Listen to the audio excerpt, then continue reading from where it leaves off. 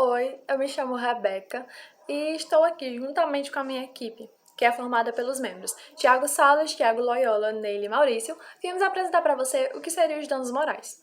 Primeiramente, é importante a gente ressaltar o conceito de danos morais, que nada mais é do que toda aquela lesão que é causada contra o indivíduo e que vai atingir o seu direito de personalidade. Direito esse que está resguardado no artigo 11 até o artigo 21 do Código Civil. Para que haja um dano moral, precisa haver também a prática de um ato ilícito. Ato ilícito esse que ele vai ser praticado por empresas, por pessoas contra outras pessoas e que irão ferir diretamente a dignidade do ser humano. Dignidade essa que está ressaltada lá no artigo 5º, inciso 5 e 10 da Constituição Federal. Ou seja, vai ser uma lesão que vai causar dor, sofrimento ou até vexames à pessoa que é lesionada. A inserção da reparação do dano moral no nosso ordenamento jurídico, ele surge para aliviar, atenuar algumas consequências causadas por um determinado prejuízo àquela pessoa que é lesionada. Aqui não há o que se falar em ressarcimento, e sim em reparação. Por quê?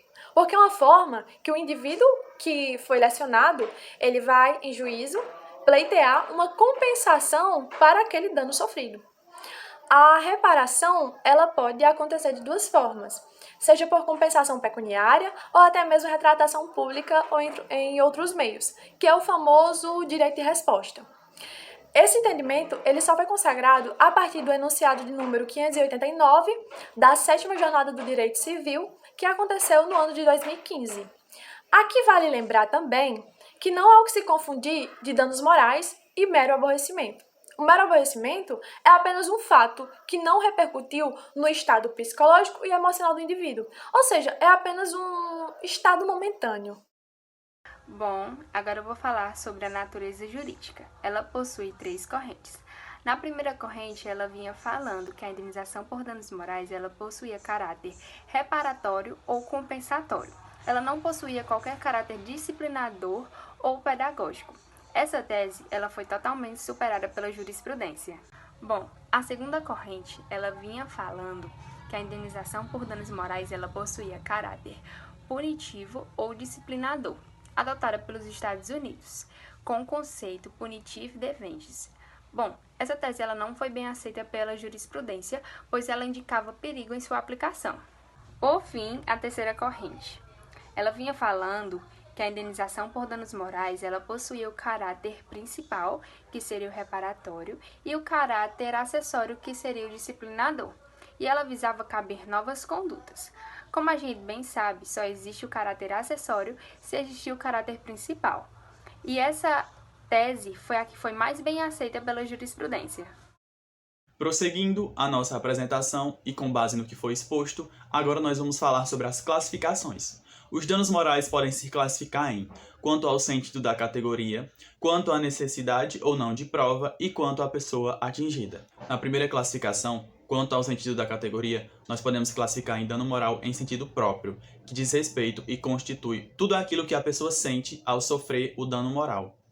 Ou seja, quando a pessoa sente vexame, dor, humilhação, depressão, angústia, isso pode ser caracterizado como dano moral em sentido próprio. Já o dano moral em sentido impróprio é caracterizado por toda lesão aos direitos de personalidade, como, por exemplo, a liberdade, a orientação sexual, entre outros. Agora nós vamos falar sobre a classificação quanto à necessidade ou não de prova. O dano moral provado ou subjetivo é aquele em que há necessidade do dano ser comprovado pelo autor da demanda, como, por exemplo, em hipóteses fáticas de acidente de trânsito. Já o dano moral objetivo ou presumido, in re ipsa, é o que não precisa ser comprovado, como, por exemplo, a morte de uma pessoa da família, lesões estéticas, etc. E, por último, temos a classificação quanto à pessoa atingida, que pode ser o dano moral direto, que é quando atinge a própria pessoa, bem como a sua honra subjetiva ou objetiva. Nós podemos usar, nesse caso, o exemplo dos crimes contra a honra, calúnia, difamação e injúria. E o dano moral indireto ou em ricochete, que é quando atinge a pessoa de forma reflexa. Aqui o dano acontece a uma pessoa ou coisa diversa, mas repercute em outra. Fala pessoal, tudo bem? Meu nome é Thiago Salles e eu fiquei ao encargo de explanar sobre a perspectiva do dano moral em relação à pessoa jurídica. É perfeitamente entendível no livro do Flávio Tartuccio e no nosso ordenamento jurídico brasileiro que a pessoa jurídica poderá sofrer sim danos morais. Primeiro que o Código Civil, em seu artigo 52, ele vai falar que o direito de personalidade aplica-se no que couber à pessoa jurídica. Além disso, na súmula 227 do STJ, deixa claro também que pode sim a pessoa jurídica sofrer dano. Partindo dessa ideia, não cabe mais discutir se poderá caber ou não esses danos morais, e sim partir da perspectiva de como e quando alguém responderá por esta indenização. As empresas, as sociedades, elas gozam de nome, credibilidade, reputação. Desse modo, elas fazem parte de uma boa honra objetiva. E se uma conduta ilícita busca ou tem a finalidade de ofender, ofuscar, prejudicar esta reputação, essa hipótese poderá fazer com que se enquadre nos danos morais. Contudo, tanto os tribunais de justiça quanto o Superior Tribunal de Justiça parte da ideia que é necessário que existam provas fortes, provas concretas à sua imagem em decorrência do ato ilícito, prejudicando a outrem.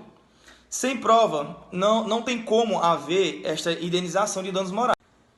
Sem provas, não há como produzir ação de danos morais. Trago a frase do jurista brasileiro Orlando Gomes. Ele diz que, sem culpa, não há ato ilícito. Diante disto, os tribunais de justiça não têm condenado a esta indenização. Em regra geral, não se aplica a teoria do dano in re ipsa para a pessoa jurídica. O que é este dano? Este dano ele vai dizer que não é necessário a possibilidade de demonstrar o prejuízo ou a culpa, simplesmente mostrando a efetivação de que o fato ocorreu. A exceção que o STJ traz é nas hipóteses de violação do direito de marca, com isso devendo simplesmente demonstrar que o fato ocorreu. Em consonância com o artigo 292 do novo Código de Processo Civil, inciso 5º, ele fala que o juiz, mesmo que não seja necessário no dano in re ipsa demonstrar o prejuízo, ele deverá calcular e fixar o valor do dano. O dano moral é um dos temas mais sensíveis no que diz respeito à esfera do direito civil, justamente por ser algo muito abstrato e por muitas vezes subjetivo. Enquanto alguns juristas acreditam que em tudo cabe dano moral, outros já acham que somente em casos muito específicos ele é validado. Dois dos requisitos básicos para a validação do dano moral, segundo muitos advogados, é justamente provar que houve um dano significativo a uma das partes e que não se trata de um mero aborrecimento ou frescura de uma das partes. Gostaria de dar como exemplo o exemplo citado pelo professor Roberto em uma das suas aulas neste semestre. Os bancos devem atender as pessoas nas filas dos caixas em até 15 minutos em dias normais e em até 30 minutos em dias de pico, o que não acontece. Caso você consiga provar que, devido a uma espera anormal nas filas dos bancos, você acabou por perder uma entrevista de emprego ou não conseguiu fazer o Enem, ou algo similar, justamente por causa dessa demora nas filas, é sim cabível o dano moral.